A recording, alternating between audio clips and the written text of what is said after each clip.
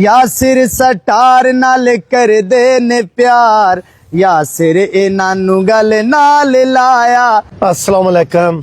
हाँ जी, ए बिलाल भाई ने माशाल्लाह जी, वालेकुम सलाम। ए उस्मान भाई ने यूनान तो आए ने।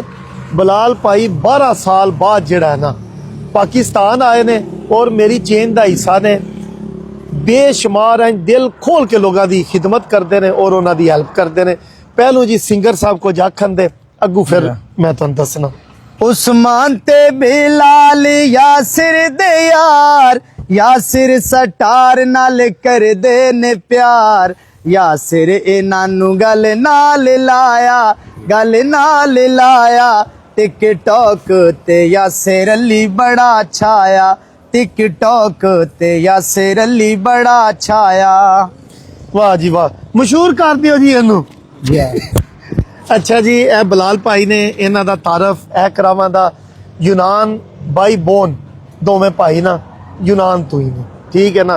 पाकिस्तान में आए ने, वीडियो वेंदे ने, फैमिली भी शायद है, आप दसते ने, दसो जी। अस्सलाम वालेकुम। हाँ जी, हम होते हैं यूनान में हमारे होता है बिजनेस है। कुदरती एक दिन हम उधर दुकान पे थे, आपकी वीडियो हमारे पास आ गई वायरल हो गई। तो आपका काम देख के हमें बहुत पसंद आया है, तो हमने भी बोला है कि इतने साल बाद एक पाकिस्तान का चक्कर लगा लो, हम भी आपके चैन का हिस्सा बने। अच्छा जी, चैन का हिस्सा इंज बने ने, कोई सड़क ना नहीं छड़ी जिते खलो खलो के लोगों की हेल्प नहीं की, ग्रोसरी नहीं दी, पैसे नहीं दिते।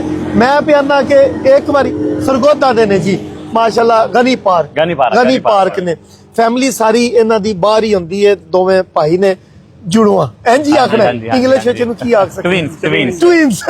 ये देखो यहाँ ट्विंस लिखिया है। ते एक गल इन्हां दी मैनूं ए बड़ी अच्छी लगी है, इस दौर दे विच भी दोवें भाई इंज इकट्ठे रल के बिजनेस कर रहे हैं, रल के ट्रैवलिंग कर रहे हैं। और यह भी एक सबक है, जब तक भाई इकट्ठे ने ना कोई बाहर वाला तुहाडे ते हमला नहीं कर सकता, तुसी तरक्की ही कर सकते हो। जिहदे नाल भाई इकट्ठे नहीं हो किवें आख सकदा ओ मेरा यार, ओ मेरा यार, ओ मेरा यार। पहलू भाई यार बनाओ फिर दूसरे बनाओ, ठीक हो गया जी। मैनूं बड़ी खुशी हुई है।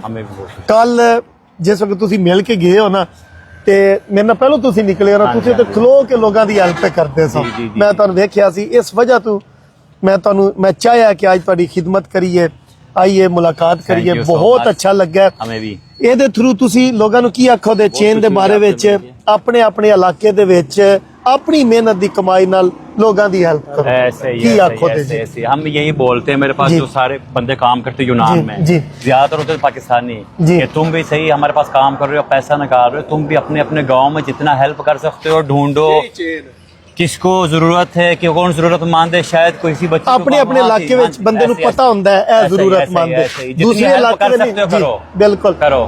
अच्छा जी, जी यासिर भाई के तुम भी चैन का हिस्सा बनो जी, माशाल्लाह जी। अच्छा जी, एक गल ना इन्हां दी स्टोरी दे विच जिहड़ी सही पॉइंट वाली गल है ना, वो मैं तुहानूं दसना।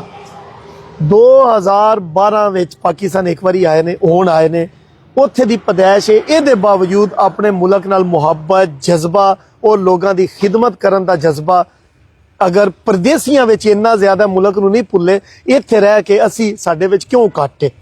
यह वीडियो वेख के वीडियो बनाने का मकसद है वे स्पैशल अपना बिजनेस छड़ के खर्चा करके ट्रैवलिंग करके इस मुल्क में आए ने कि एक यासिर नाल मुलाकात हो जाएगी, एक असी जिहड़ा ना लोगों की खिदमत करन दे, अपना मुल्क वेखण दे, चेन का हिस्सा बना दे, ए जुस्तजू लैके आए ने जी। माशाल्लाह जी, क्या बात है, बहुत अच्छा लगा जी तुहानूं मिल के। ए काली कोट दे उत्ते काली चादर गिफ्ट यूनान खंडी जी, ठीक हो गया। ओके जी, अल्लाह हाफिज। पाकिस्तान जिंदाबाद।